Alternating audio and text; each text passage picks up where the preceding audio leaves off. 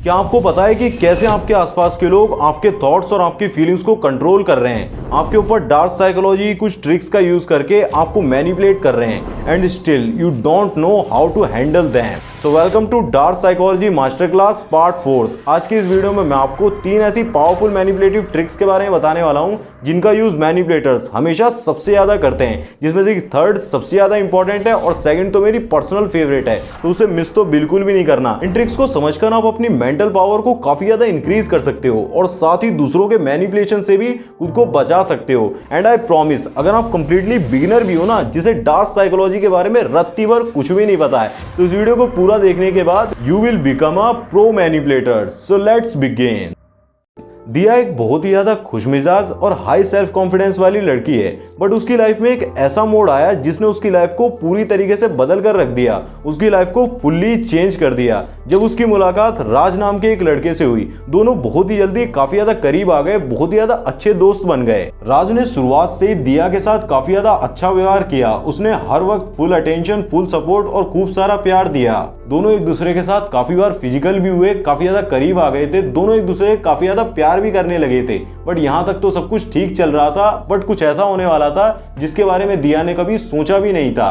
राज भी एक काफी ज्यादा ट्रस्टवर्दी और काफी ज्यादा रिस्पॉन्सिबल सा लड़का था और दिया भी उसके साथ काफी ज्यादा अच्छा फील कर रही थी, उसे काफी ज्यादा मजा आ रहा था। बट यहीं से हमारी लर्निंग शुरू होती है। राज एक मैनिपुलेटर था, अब तक वो रिया के ऊपर लव बॉम्बिंग का यूज कर रहा था। लव बॉम्बिंग एक ऐसी मैनिपुलेटिव ट्रिक होती है जहां पर मैनिपुलेटर विक्टिम को अपने वश में करने के लिए, उसे अपनी अटेंशन का दीवाना बनाने के लिए, एडिक्टेड बनाने के लिए उसके ऊपर प्यार की बारिश करता है, उसको खूब सारे गिफ्ट्स देता है, खूब सारी अटेंशन देता है, भर भर के कॉम्प्लीमेंट्स देता है, सब कुछ इतनी ज्यादा मात्रा में देता है कि उसे बहुत ही ज्यादा स्पेशल फील होता है। उसको ऐसा लगने लगता है, उसे ऐसा महसूस करा देता है कि you are the only one in my life who is important. और यही सेम उसने दिया के साथ भी किया। उसने उसे इतना ज्यादा अफेक्शन और अटेंशन दिया ना, जिससे कि दिया को ऐसा लगने लगा कि राज का प्यार मिल पाना, अटेंशन मिल पाना ही उसकी सबसे बड़ी जीत है, और वो पूरी तरीके से उसके प्यार में गिरती चली गई। फिर कुछ ही महीनों बाद राज ने दिया को उसके सभी दोस्तों से, उसके फैमिली मेंबर्स से एक एक करके दूर करना शुरू कर दिया।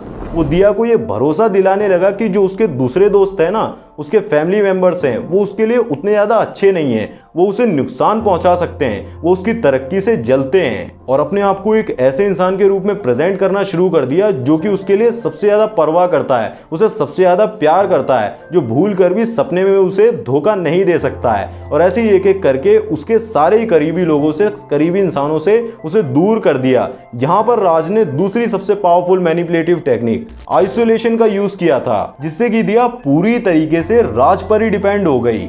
आइसोलेशन भी मैनिपुलेशन के अंदर सबसे पावरफुल वेपन्स में से ही एक होता है। आइसोलेशन के अंदर जो मैनिपुलेटर होता है वो विक्टिम को ऐसा एहसास दिलाता है कि जो बाकी पूरी दुनिया है ना, सारे लोग तुमसे बहुत ही ज़्यादा नफरत करते हैं, जेलस फील करते हैं और तुम्हारा सिर्फ फायदा ही उठाना चाहते हैं, बट मैं एक ऐसा इंसान हूँ जो कि हमेशा ही तुम्हारी परवाह करता है, तुम्हें बहुत ही ज़्यादा प्यार करता है, स्नेह देता है और काफ़ी ज़्यादा सपोर्ट करता है। बट होता उसका बिल्कुल उल्टा ही है। फिर ऐसे जो विक्टिम होता है ना, वो पूरी तरीके से मैनिपुलेशन का शिकार हो जाता है और आइसोलेशन में रहना शुरू कर देता है, खुद को आइसोलेट कर लेता है, मतलब ज्यादातर समय अकेले रहना शुरू कर देता है। फिर जब कभी भी दिया ने राज के बिहेवियर पर सवाल उठाने की कोशिश करी, तो राज ने उसे ऐसा एहसास दिलाया कि वो ही गलत है, उसकी याददाश्त कमजोर है या फिर उसके दिमाग में ही कोई कमी है, उसकी समझ में कमी है। उसने ऐसा बोला कि मैंने ये बात तुम्हें कल ही तो बताई थी, तुम इतनी जल्दी भूल गई, अरे तुम्हें तो कुछ भी याद नहीं रहता, जबकि असलियत में उसने ऐसा कुछ भी नहीं बताया था। और फिर यहाँ पर उसने मैनिपुलेशन की सबसे खतरनाक, डेंजरस और पावरफुल टेक्निक का यूज किया,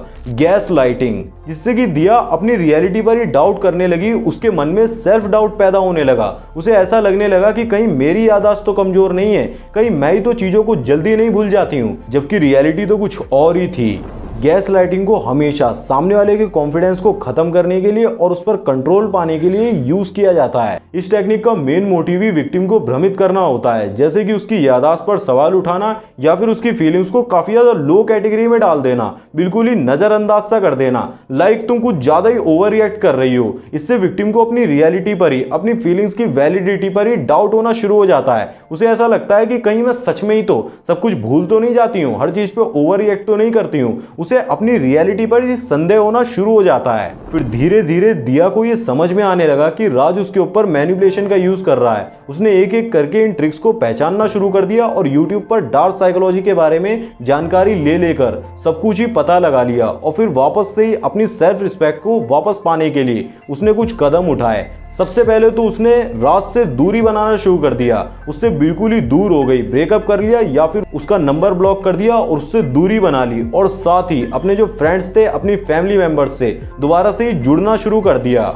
तो मॉरल ऑफ द स्टोरी यही है कि मैं आपको इतना ही समझाना चाहता हूँ कि कैसे मैनिपुलेटर्स आपके ऊपर लव बॉम्बिंग, आइसोलेशन और गैस लाइटिंग जैसी खतरनाक टेक्निक्स का यूज करते हैं और आपको लंबे समय तक मैनिपुलेट करके रखते हैं। आपको यही सीखना चाहिए कि कभी भी किसी पर ब्लाइंडली भरोसा मत करो। मतलब वो इंसान आपको पसंद कर रहा है, खूब ज्यादा प्यार दे रहा है, खूब अफेक्शन दे रहा है, तो आपने खुद को बिल्कुल ही ढीला छोड़ दिया कि ले मेरे साथ जो करना है वो कर ले। ऐसा बिल्कुल भी मत करो। कभी भी पूरी तरीके से दिल को मत सुनो, थोड़ा बहुत माइंड को भी साथ में रखकर चलो। अगर आपके ऊपर कभी भी लाइफ में इनमें से एक भी ट्रिक का यूज हुआ हो ना, तो मुझे कमेंट करके जरूर से बता देना। बाकी अगर आप 24 रूल्स ऑफ सिलेक्शन के बारे में जानना चाहते हो ना, ये जानना चाहते हो कि किसी भी इंसान को directly step by step seduce कैसे किया जाता है, तो राइट में एक प्लेलिस्ट का लिंक आ रहा होगा, उस पर क्लिक करके अभी देख लो। काफी ज्यादा इंपॉर्टेंट वीडियोस हैं। बाकी मैं मिलूंगा आपसे इसी वीडियो के नेक्स्ट पार्ट में। तब तक के लिए जय श्री राम। अपना ध्यान रखें, खुश रहें।